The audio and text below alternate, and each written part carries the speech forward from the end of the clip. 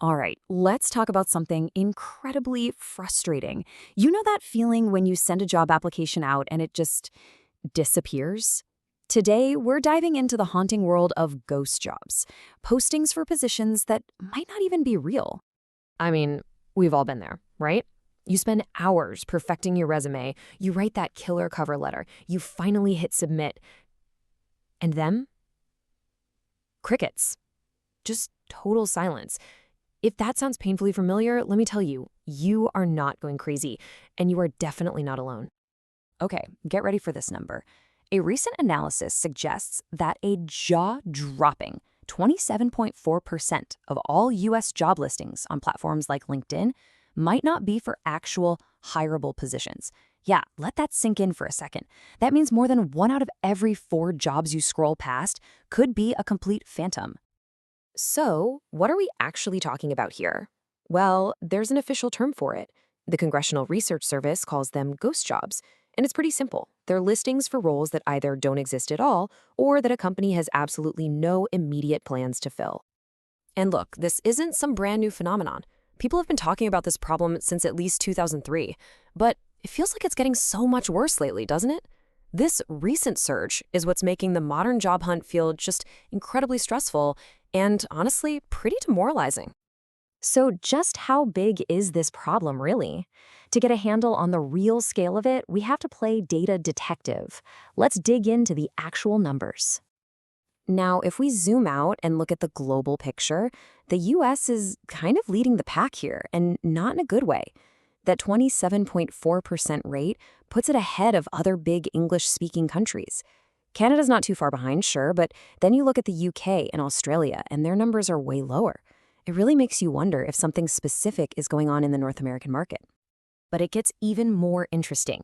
Even inside the US, it's not the same everywhere you look. Your chances of applying to a ghost job can change dramatically just based on which city you're in. And I mean, the difference is pretty stark. Check this out. In a city like LA or Philly, you're looking at nearly 1 in 3 job postings potentially being a ghost. Now compare that to a place like Seattle, where it's the lowest at 16.6%.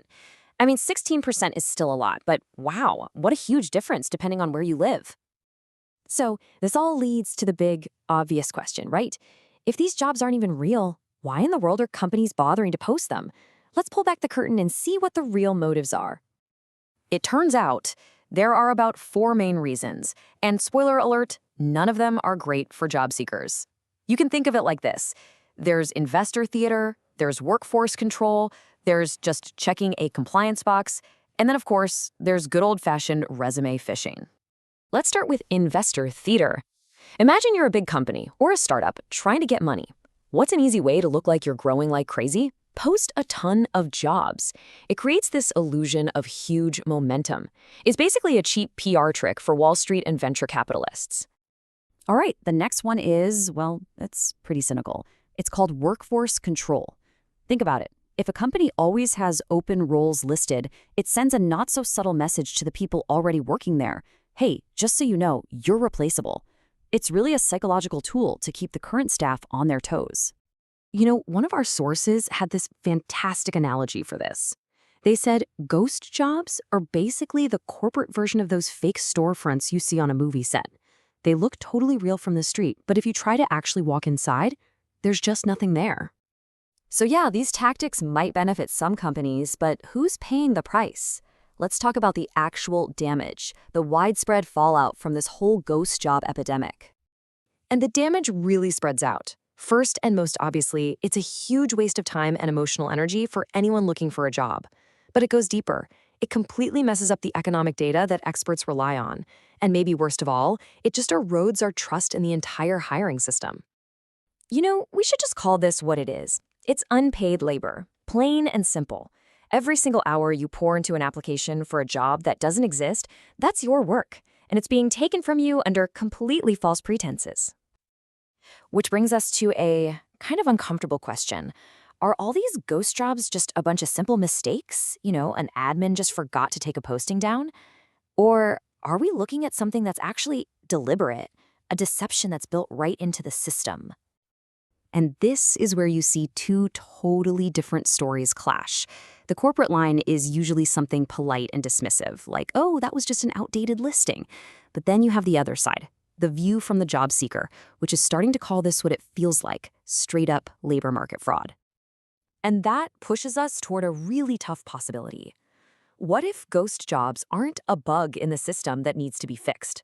What if they're a feature? What if this whole thing is a tool that actually works so well for corporate interests that there's no real incentive to stop? And hey, let's not forget the platforms themselves. Companies like LinkedIn make money on engagement. Every click, every application, they profit.